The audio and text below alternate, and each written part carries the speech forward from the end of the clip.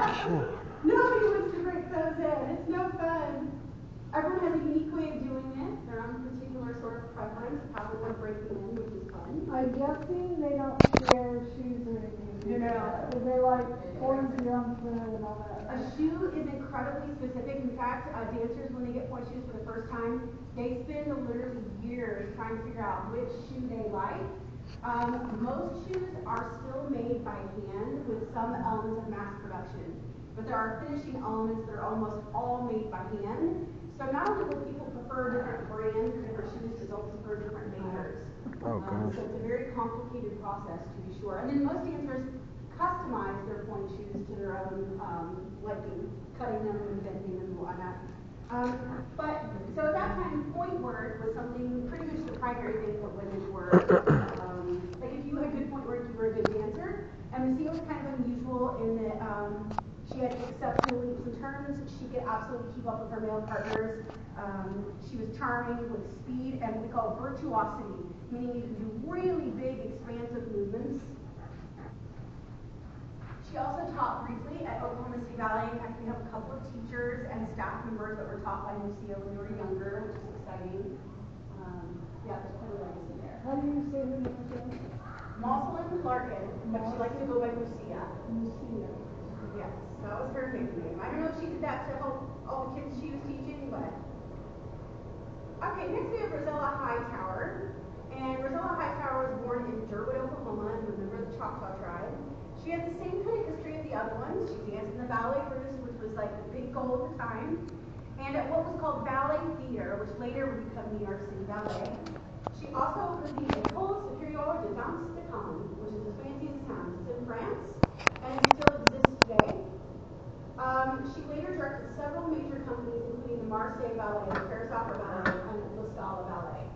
I think it's important to mention, because I know I can forget, that it's one thing to say they were directors, and they had so many obstacles, like one being a woman, being a director of something in the 60s, unheard of, and then you add on top of that their Choctaw, their Osage, their heritage, just so many obstacles, and they just defied them.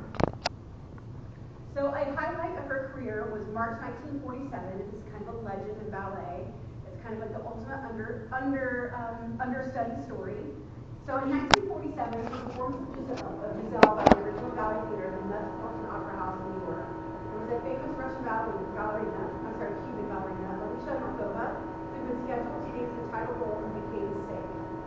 Hightower was called in as her replacement and learned the part to a 3-hour ballet in 5 hours. Giselle is one of the hardest ballets that exist, and to learn it in 5 hours is absolutely mind-blowing. I mean, not only was her performance wonderful and earned her praise from the critics of the time, thoroughly admirable achievement was brought an ovation from the audience. So amazing. She looks tough and brave.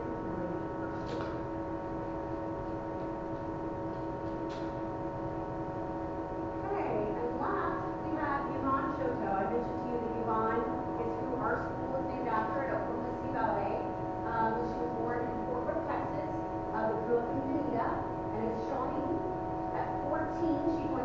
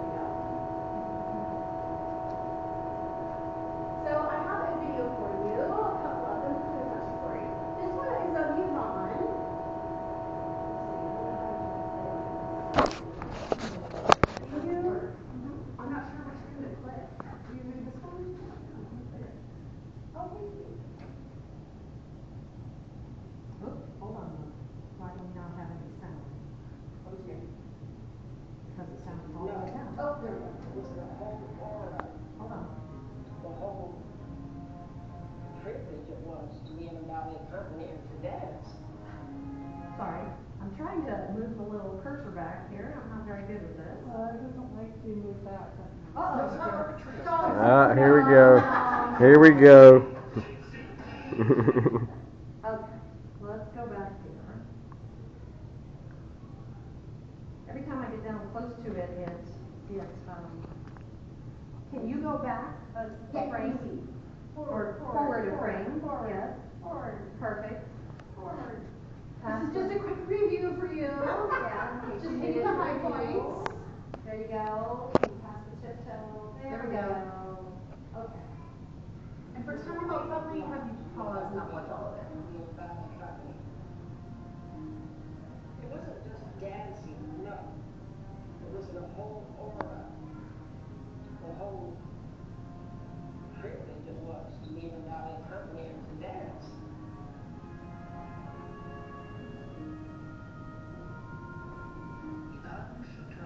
Was one of 5 Native American girls from Oklahoma who joined the ballet companies during the war years, becoming the first Native American ballerinas to grace the stage. When I was 12, I was given a scholarship at the School of American Ballet. Oh, sorry. So one day, my friends and I, we all said, we're going to go audition for Ballet Russe de Monte Carlo. 14 years old, 14 years of age. And I thought, well, this will be a lark. So, what do you think happened? I joined Ballet Russe at the age of 14. I was called the baby of the company. I hated it. But what can you do? Madame Danilo, who was so wonderful to me, in rehearsal called me over, and I was really her, just like a child to her daughter. She set me on her lap and said, I'm going to call you Ivanchix. And I was Ivanchix for my whole career. Little Ivan.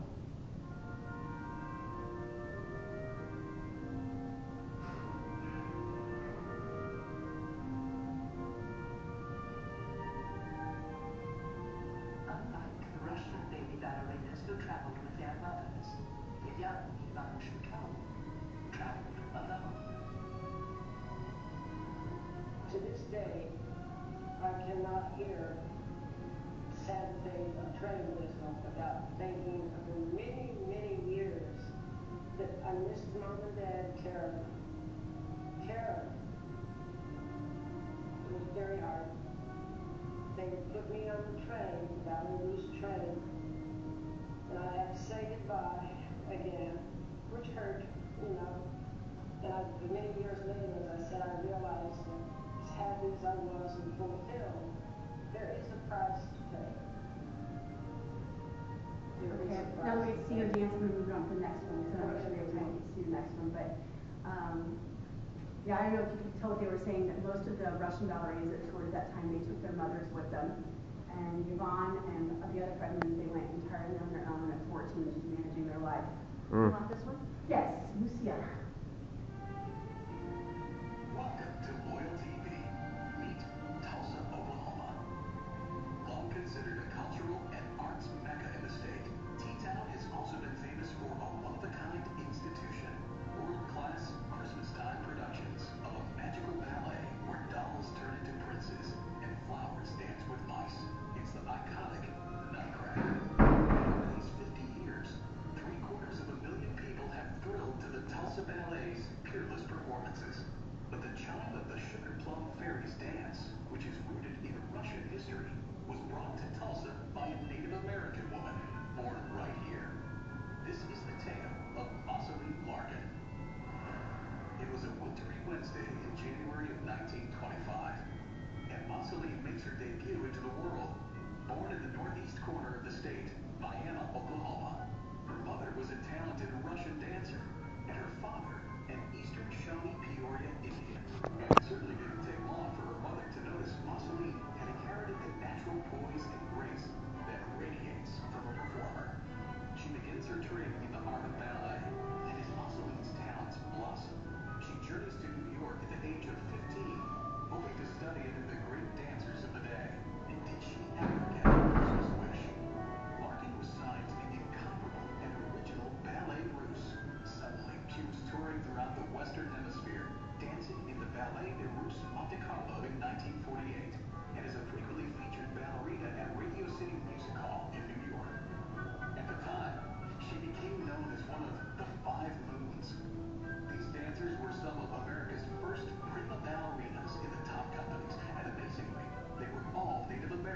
from Oklahoma. In addition to Marceline, the five included Yvonne Chotel, Rosella Hightower, Maria Tallchief, and her sister, Marjorie Tallchief. But Marceline was truly special. One British columnist described her thusly: "She is tiny and sparkling, with a magnificent jump and a spectacular way with turns." While touring as a prima ballerina, she met a young Polish principal dancer who made her heart do a pig-pat after one look, according to Marceline's journal. This debonair dancer was Roman Jasinski, and the feeling was mutual. The two stage stars married in Buenos Aires in 1943. Both dancers keep touring the globe to great acclaim. As always, the home in the heartland was tugging at Marceline, and the family moved to Tulsa, Oklahoma. In 1956, Marceline and Roland began teaching in her mother's school, blending classical dance with dramatic theater, and thereby launching the Tulsa Ballet Theater. As internationally known dancers, Jasinski and Larkin set the tone for excellence, a foundation that would be built for decades to come. The reception was immediate and overwhelming, drawing the world's best-known dancers and troupe. I think what would be more valuable at this point, because we only have 5 minutes left, 6 minutes left, is, video is great. I love YouTube. YouTube seems like magic to me. That you can look up anything you want to find, but nothing compares to live theater, right? So we're going to have our lovely and talented Jessica, who is part of our studio company at Oklahoma City Ballet. She's going to be showing you Firebird, which is a piece that Maria Tallchief made famous. I told you earlier that she's more known to be kind of assertive and fiery, and I think in the context of ballet, this shows it perfectly. I'm going to scoot out of the way and fetch her and fix her music. I'm just going to check her music really quick, and then I'll grab her.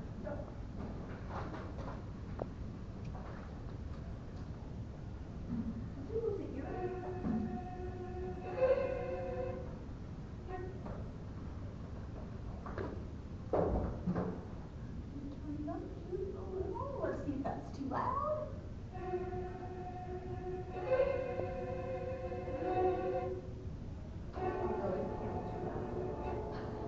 I wonder if she's in there hearing the music, like, I should be dancing. Are you done with your video?